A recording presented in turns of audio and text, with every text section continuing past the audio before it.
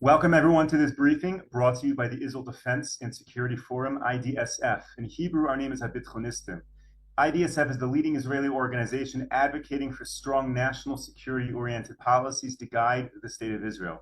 We are a movement of more than 20,000 people, including many reserve officers and operators from all branches of the Israel Defense establishment. Thank you, of course, to all of our viewers and supporters for tuning in to this briefing and our previous briefings. Today, I am joined by the founder and chairman of IDSF, Brigadier General Amir Avivi, as well as Ambassador Yoram Ettinger. I'll introduce Yoram in a minute after we hear a war update from General Avivi. General Avivi is right now in southern Florida. If anyone is in the Palm Beach area, the general is going to be speaking at the Palm Beach Synagogue this evening at 6:30 p.m. So if you want to see him in person, it's a wonderful opportunity. And with that, General, please, what can you share with us? Hi, Moshe. Hello, everybody from sunny Florida. Happy to be here. I think these are very dramatic days. A lot of news talking about the hostages and where this is all going. Many numbers. People talk about a month and a half, 4 months of ceasefire. I think that these numbers are very, very exaggerated.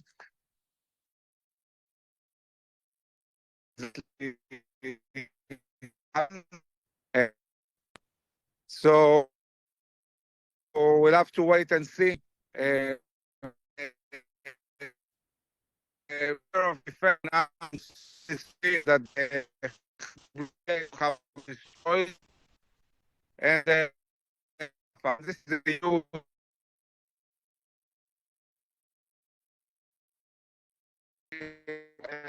generals participated with the Prime Minister talking about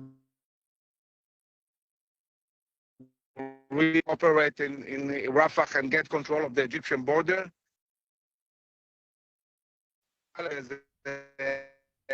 General Avivi, it's very hard to hear you.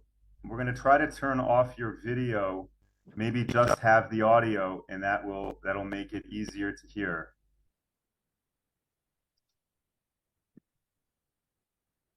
Are you still there? Okay, you hear me now? It's a little bit better. Yeah. Moshe, you hear me now? Yes, yes. Okay, so basically the Ministry of Defense announced that the Khan Yunis brigade was destroyed, and now we are going to Rafah. And I think this is a huge announcement. It's a very important one because Rafah is the key for winning against Hamas. Everything that Hamas has is coming from Egypt. All the build-up of power, all the weapons, the money, terrorists and technology are coming from the Egyptian border. And when the IDF says, and the government says, we really want to take from Hamas its power as a governmental entity, controlling the Egyptian border and everything that goes in, including all the humanitarian aid, this is probably the most crucial issue in really overpowering Hamas. So this is a complicated issue because there are many Palestinians in Rafah that need to be moved towards the shore, and this might take a bit of time. Also, sensitivity with the Egyptians, who are not really happy. They are afraid that the Palestinians will storm the border and cross to Egypt, and they are pressuring Israel in this sense. But I hope that we'll do the coordination and the right things in order to expand the ground incursion into Rafah, and this can make a huge difference and really move us towards winning the war. The Khan Yunis brigade was the brigade of Sinwar, and destroying it, this is very meaningful. Unfortunately, although the IDF is fighting inside the tunnels and found several strategic tunnels that also we know that they were keeping hostages in these tunnels, we haven't encountered yet the leadership of Hamas or the hostages, and this means that probably they escaped to Rafah, and this is why it's crucial to expand the ground incursion into Rafah. The more we destroy Hamas, the more we pressure them, it will be more difficult for them to come with demands, talking about the release of the hostages. Therefore, we have to keep the military pressure. The IDF is continuing with raids in the central camps and the northern part of Gaza, all the time destroying more and more forces of Hamas. I think we're killing between 30 to 100 terrorists every day. So this is very, very meaningful. Meanwhile, the IDF is expanding the attacks in Lebanon and also in Syria. Just today, there were 6 attacks in one place in South Lebanon, and the army is starting to train units for a possible war in the north. While all this is happening, we're being pressured a lot by the administration who, although we are in a completely chaotic situation and war, are trying to push the idea of a two-state solution, which is completely disconnected from reality. But I believe that this is part of the administration's strategy, talking about the upcoming elections. They want to see peace agreements. And I think what is realistic is pushing the peace agreement with Saudi Arabia, as long as we don't involve also Palestinians in these discussions. Saudis already said they are willing to move forward without any concrete steps regarding the Palestinians. But the administration is still all the time trying to push the idea of a two-state solution while we are in the midst of a war. Although the administration would like to be less involved, we see that more and more we are seeing the administration involved in attacks in Yemen, in Iraq, in Syria, and being drawn to this regional and global war. I don't see how the administration can go around this, and I believe that they will find themselves more and more drawn to what is happening in the Middle East. And in a sense, this is an opportunity to maybe really build a coalition that will be able to counter also Hezbollah and try to push a diplomatic solution. Israel is trying to push a diplomatic solution to push Hezbollah from the south of Lebanon to the north. But the chances of success are completely dependent on American leadership. And this is something that we see that is still lacking. And I feel that the administration doesn't really want to go all out and threaten Iran and Hezbollah the way it should be done. And this, unfortunately, brings a reality where the possibility of war in the north is growing. But first and foremost, we have to win against Hamas, and this is what we need to be concentrating on. Thanks, Moshe. I'll throw it back to you. General Levy, thank you so much for that. And it's a great segue, that last topic about the U.S. interests here in Israel, to our guest, Ambassador Yoram Ettinger. Yoram is an Israeli researcher, diplomat, writer, lecturer, and consultant to Israeli and U.S. legislators and their staffers. He's an expert on U.S.-Israel relations, Middle East affairs, and Jewish-Arab demography. So, Yoram, thank you so much for joining. Secretary Blinken's visit here in Israel, what do you make of it? What do you think the state of U.S.-Israel relationship is right now? Well, there's no doubt in my mind that this visit by Secretary Blinken, just like previous visits, aim at intensifying pressure on Israel, primarily on the Palestinian issue, the proposed Palestinian state, which Secretary Blinken has been addicted to for decades now, in addition to putting the pressure on Israel to switch from fourth and fifth gear in the war against Hamas to second or first gear, and certainly also to ascertain that Israel does not preempt against Hezbollah.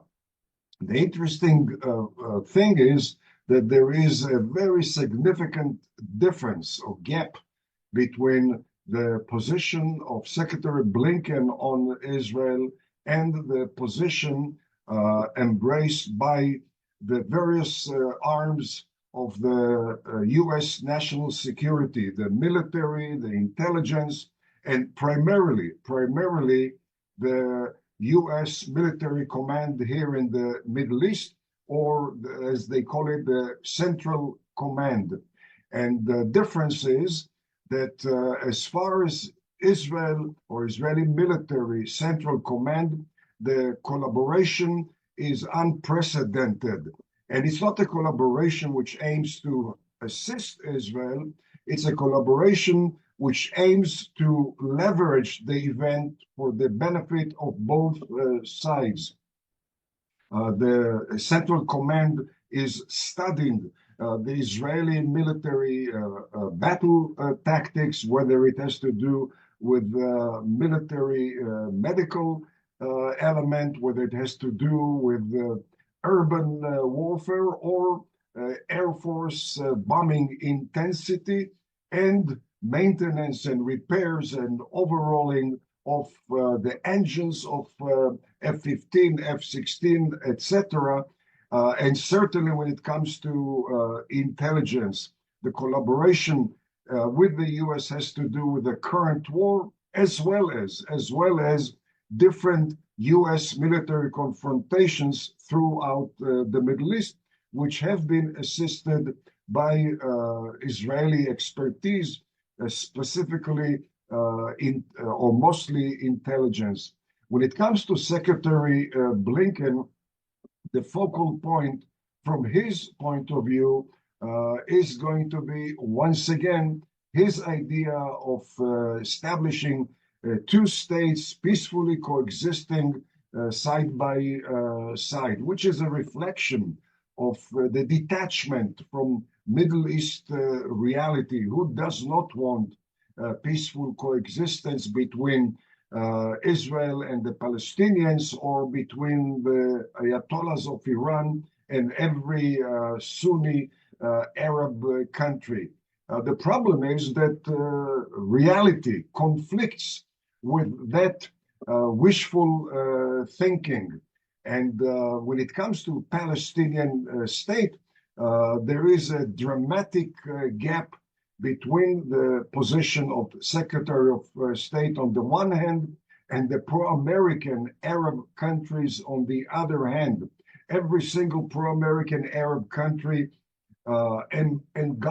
embraces the Palestinians with very positive talk, but the walk has been anywhere from indifferent to negative by the Arabs towards the idea of a Palestinian state.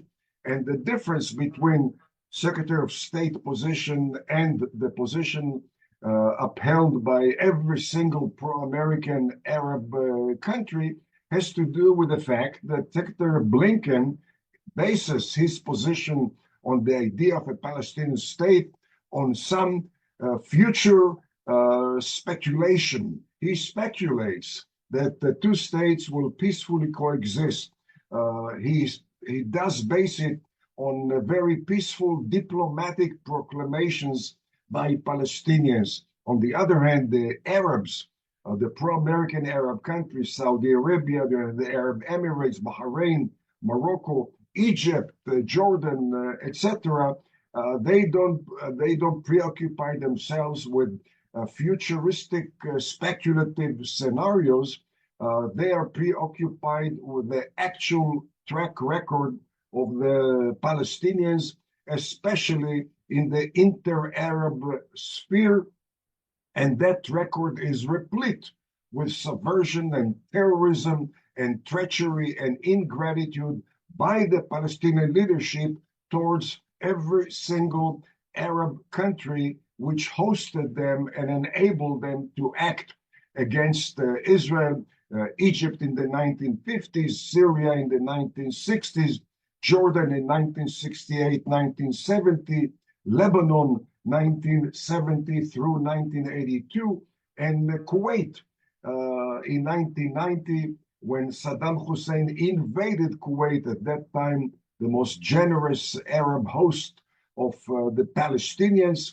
They hosted about 400,000 of Arafat and Mahmoud Abbas relatives and friends, allies, and those Palestinians joined the Iraqi plunder invasion of Kuwait, and that was the reason that upon resuming control of Kuwait, the leader of Kuwait, Sheikh Sabah, expelled almost all 400,000 Palestinians.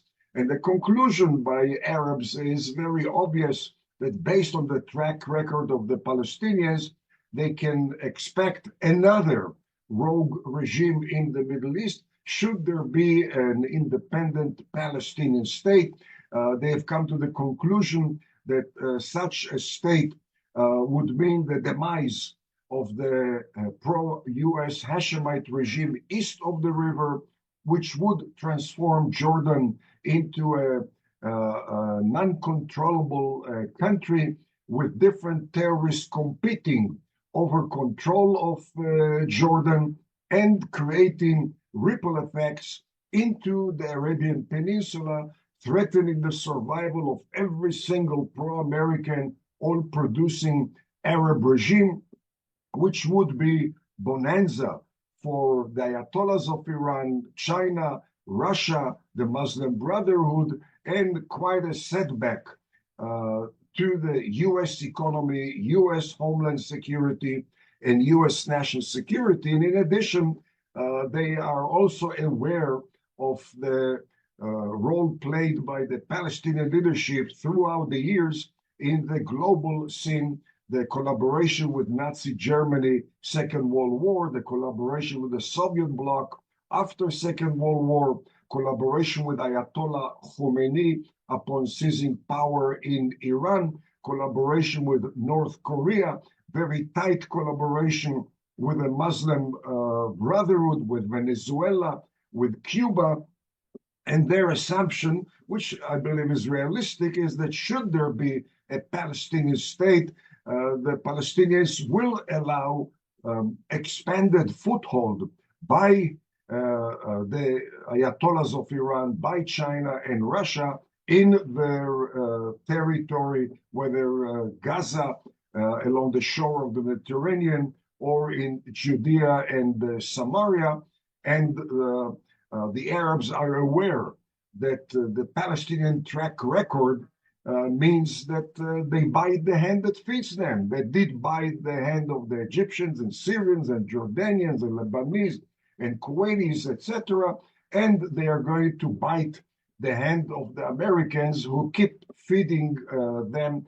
And last and not least, I wish Secretary Blinken's speculation about the future would be in touch with the Middle East. But I learned during my years in Texas, where I went to school and I served as a diplomat, and I visit a few times a year. In Texas, they taught me, you don't kiss chicken until they grow lips. At this stage, the Middle East chicken haven't grown lips yet. It's premature to try and kiss them the way the secretary has been trying to do. I feel like I just got the Cliff Notes version of 50 years of history of Israel and U.S. relations in the Middle East. Let me ask you, when Secretary Blinken comes to Israel, do you think he hears a resounding message that Israel does not want a two-state solution?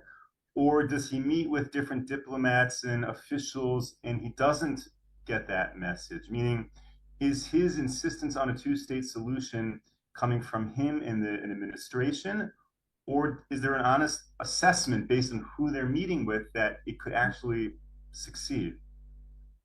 Well, there's no doubt. There's no doubt that the worldview of Secretary Blinken for the last few decades, since his days as a junior staffer and then senior staffer on the Senate Foreign Relations Committee, the worldview has always been consistent with a Palestinian state, with a two-state solution. The secretary does not hide the fact that in his worldview, he's basically a cosmopolitan multilateralist.